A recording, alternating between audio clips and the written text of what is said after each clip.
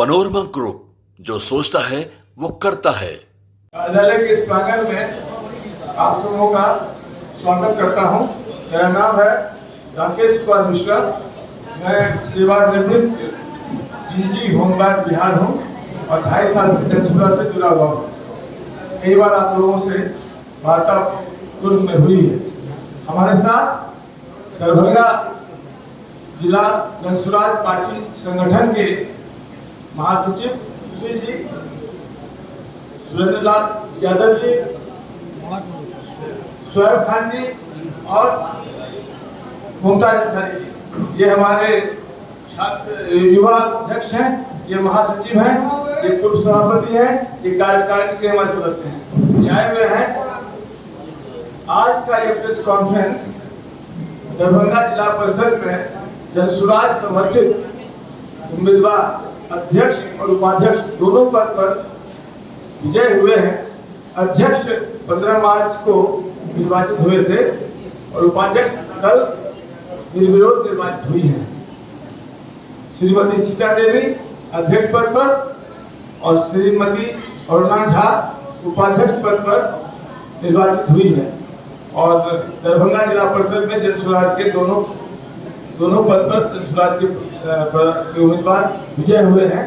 इसी परिप्रेक्ष्य में हम लोगों ने ये प्रेस कॉन्फ्रेंस बुलाया है, ये बताने के लिए जनसुराज को जनता की स्वीकार्यता मिल रही है। जनसुराज जहां भी उम्मीदवारों को समर्थन दे रही है, अभी पार्टी बनी नहीं है, लेकिन जनता का, जनप्रतिनिधियों का पूर्ण विश्वास हमें मिल रहा है। अब हम अनुरोध करेंगे पार्टी महासचिव से कि दरभंगा के इस विषय में अपनी बात रखें।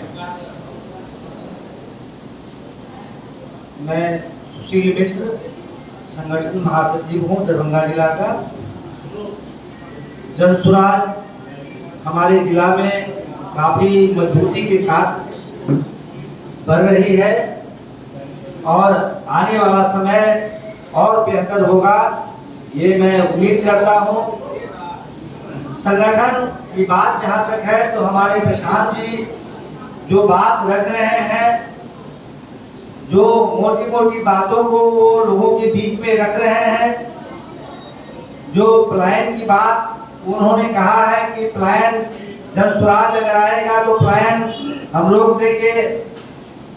समुन्नत खेती की बात, जो किसानों की बात है, हमारे किसान अभी पेट भरने के लिए मात्र खेती करते हैं, उनको बेहतर खाद बीज की व्यवस्था हो, पानी की व्यवस्था हो और वो समुन्नत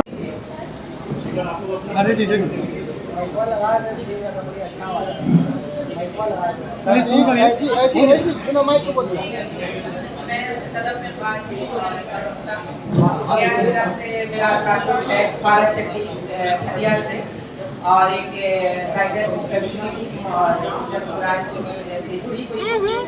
तो जैसा कि आप सभी जानते हैं 2 तारीख को हमारा 2 अक्टूबर को हमारा दल बनने वाला है और उसी के संदर्भ में राज्य स्तरीय बैठक बापू सभागार में हो रहा है। तो अगली बैठक 25 तारीख को महिलाओं की होने वाली है। 15,000 से 20,000 महिलाएं शामिल होंगी। उनकी महिलाओं की भागीदारी और उनको लेकर के प्रशांत किशोर जी उनसे बात करेंगे, उनके विचारों को अपने विचारों को कराएंगे और वो महिलाओं को कितनी भागीदारी दी जाए और किस तरह महिलाओं को हिस्सेदारी दी जाए सियासत में, समाज में, इस पर चर्चा होगी। उससे सवाल किया जाएगा प्रशांत किशोर जी से और वो महिलाओं से विचार विमर्श करेंगे। तो इसको लेकर के हम सभी जितनी भी महिलाएं सुन रही हैं उनसे भी हमारी दरखास्त है कि वो 25 तारीख को आए और आकर के प्रशांत किशोर जी के विचारों को सुने और उनको क्या अवसर मिल सकता है जनसुराज के थ्रू। और अभी अब तक जितनी भी पार्टियां हैं उन लोगों ने महिलाओं को जो उचित भागीदारी नहीं दी है उसको लेकर चर्चा होगी और इस पर बात की जाएगी।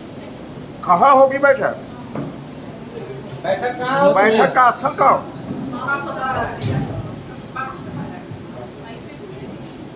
ये बैठक जो है बापू सभागार गांधी मैदान में होने वाली है 25 तारीख को।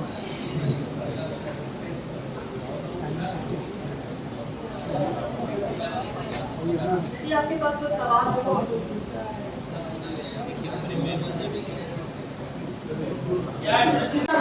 शुरू की जा रही है जो समाधान पे बात कर रहे हैं। एक लफ्ज का इस्तेमाल किया लालच देने का। बात यहाँ लालच देने की नहीं है, यही तो आप लोगों की सोच की गलतफहमी है।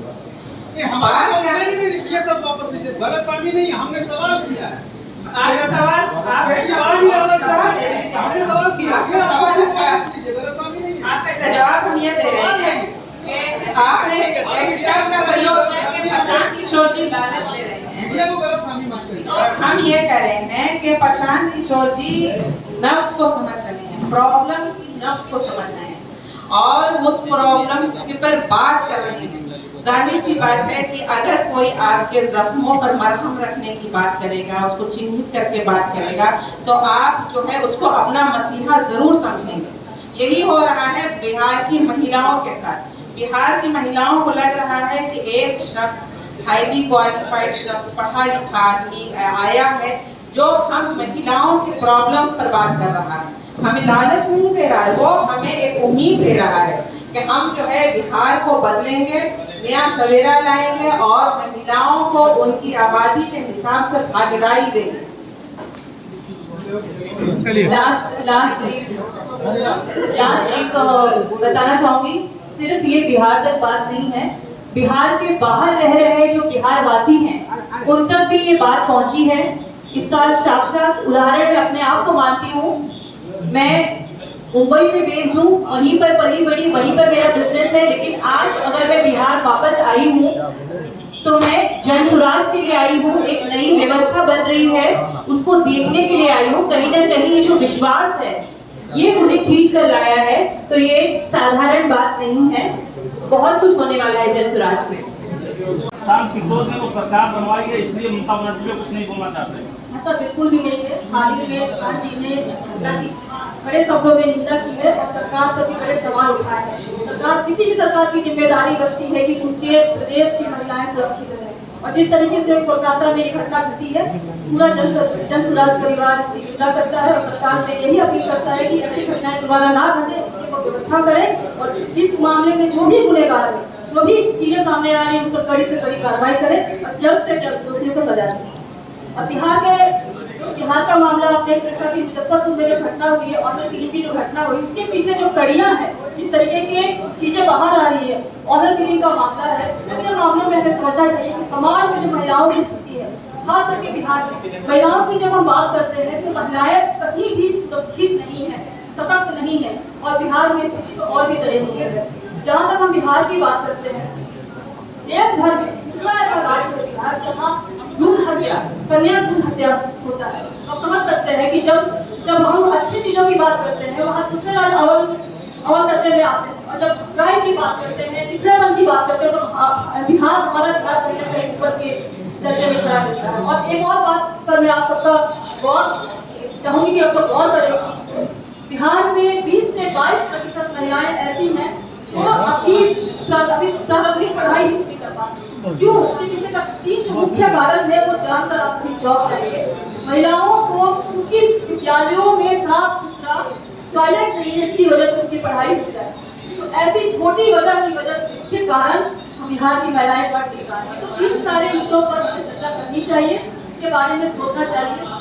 जहाँ तक बढ़ते हुए अपराध की बात हम करते हैं, बिहार कहीं न कहीं महिलाओं के साथ हो रहे अपराध में सबसे आगे खड़ा है, और ये परिस्थिति कहीं ना कहीं सरकार की लाचारी की कहीं ना कहीं वो दिखाती है कि वो किस तरीके से सिस्टम को उस काबिल नहीं बना पा रहे हैं कि वो बिहार में व्यवस्था को संभाल सके।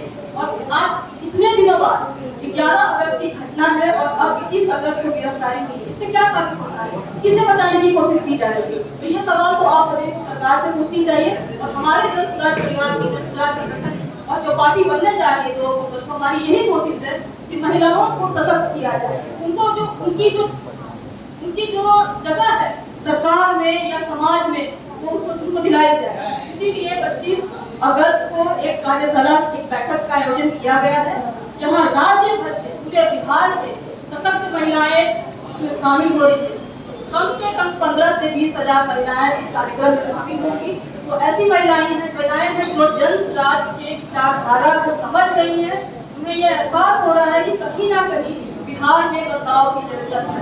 अगर हमारा बिहार शिक्षा के स्तर पर पिछड़ रहा है, महिलाएं भी पिछड़ रही है। यदि बिहार में रोजगार नहीं है, इससे महिलाएं सब एक सवाल है, सभी राजनीतिक दल महिलाओं को लेके कोलकाता में जो इंसिडेंट हुआ उसको लेके सड़क पे उतरी, कैंडल मार्च की। जल स्वराज इतना बड़ा प्लेटफॉर्म दे रहा महिलाओं को, एक कार्यशाला आयोजित कर, तो क्या जल स्वराज की भागीदारी नहीं होती कि वो भी सड़क पर उतर के महिलाओं के लिए न्याय मांगे?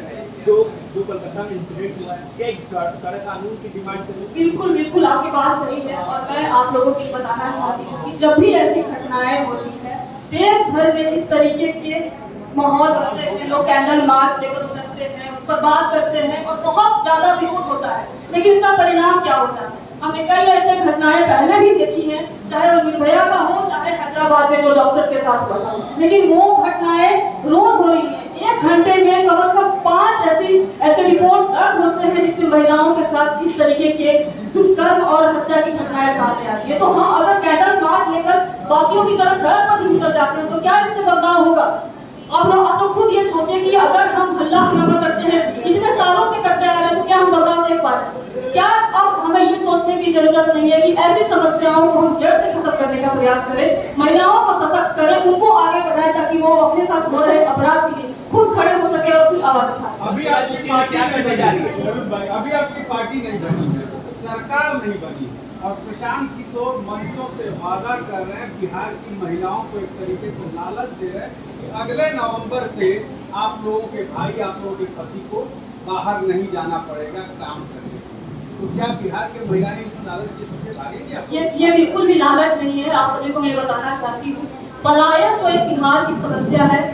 इसके दर्द के तहत आप सब में से आधे से ज्यादा लोग प्रभावित होंगे, कोई ना कोई बाहर कमाने के लिए गया होगा।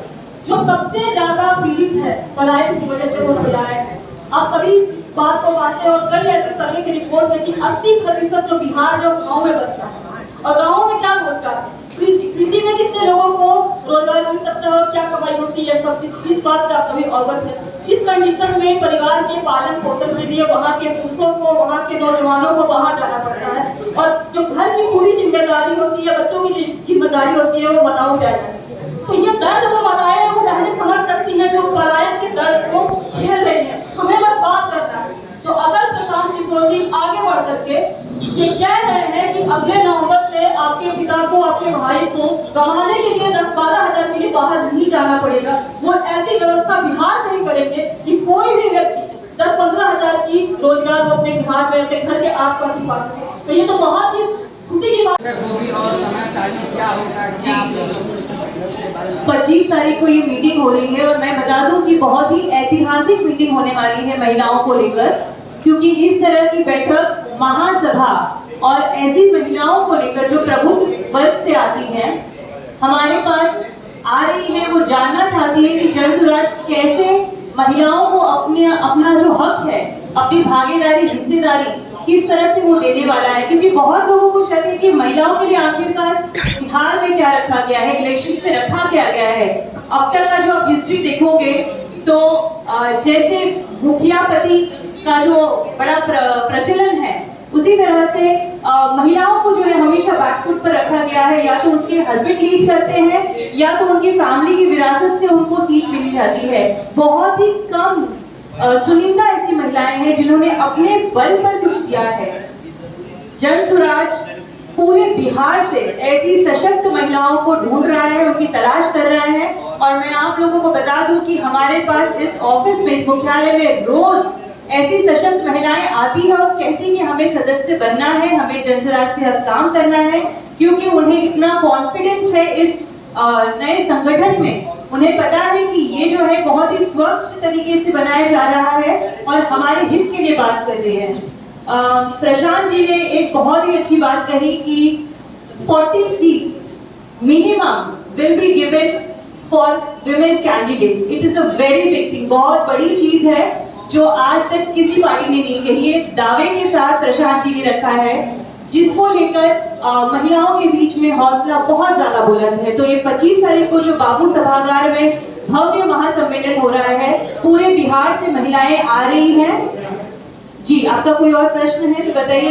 जी जी, कांसा में जो कांड हुआ है और उसको लेकर पूरा देश बोल रहा है, मुजफ्फरपुर जहानाबाद में इस तरह के कांड हुआ है, सभी पार्टियां और तमाम डॉक्टर संगठन सड़कों पर है। जनसुराज कोई आंदोलन नहीं कर रहा है, जनसुराज ये हम लोग जो अभी ये पार्टी बनी नहीं है, पार्टी बनने वाली है 2 तारीख को। अभी ये संगठन के रूप में ये हो रहा है। हम सभी महिलाएं हैं, जो भी ऐसे घृणित काम हो रहे हैं पूरे बिहार में, पूरे देश में, इससे हम भी प्रभावित होते हैं। हम ये नहीं कहें कि हम प्रभावित नहीं हो रहे हैं, बिल्कुल अपने तौर पर हम गांव पे काम करके दिखाना चाहते हैं। एंड आपको बहुत जल्द पता चलेगा कि हम महिलाओं के लिए काम क्या कर रहे हैं। हमारे मुखिया प्रशांत किशोर जी का साफ कहना है कि आंदोलन से तब्दीली नहीं आती है, तब्दीली आती है विचारधारा से और जमीन पर उतरकर काम करने से। तो महिलाओं की जो हालत है बिहार ही में नहीं, पूरे हिंदुस्तान की दूसरी रियासतों में भी जो महिलाओं की हालत है, ये किसी से ढकी छुपी बात नहीं है। और इसको लेकर हमारे पार्टी का हर सदस्य प्रशांत किशोर जी को मिलाकर सभी लोग चिंतित हैं। और जब हमारी पार्टी, हम जब आएंगे और जब हमारी हुकूमत होगी, तब आप देखिएगा कि महिला सशक्तिकरण पर किस तरह काम किया जाता है, महिलाओं को किस तरह हम मजबूत करेंगे कि कोई महिला इसके बाद जो है इस तरह का दुष्कर्म नहीं हो और पापियों को कड़ी से कड़ी सजा दी जाएगी। हमें बच्चियों को ट्रेनिंग देंगे, हाई स्कूल की बच्चियों को उनका आत्म रक्षा के लिए उनको ट्रेनिंग दी जाएगी कि इस तरह से अगर कोई उनके ऊपर हमला करे, इस तरह का अगर मौका आए तो वो अपनी सुरक्षा खुद कर सके। हम बच्चियों को, महिलाओं को हर लिहाज से मजबूत बनाएंगे, ये हमारा संकल्प है और इसको हम जमीन पर उतार कर दिखाएंगे। अभी आप हमसे, क्योंकि हमने अभी हुकूमत नहीं की है, आप हमसे जो है कटघरे में आप हमसे खड़ा नहीं कर सकते।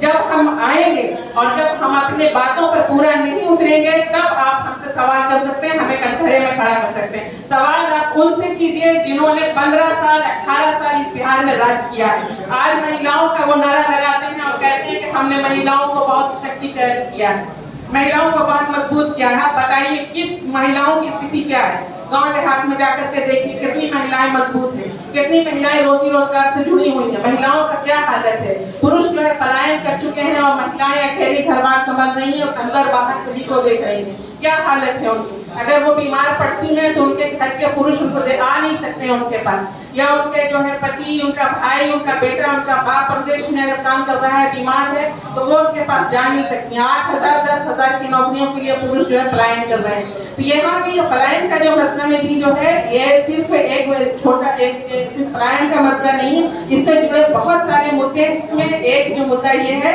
कि पलायन से महिलाएं भी, बिहार की महिलाएं भी प्रभावित हैं। पनोरमा ग्रुप, जो सोचता है वो करता है।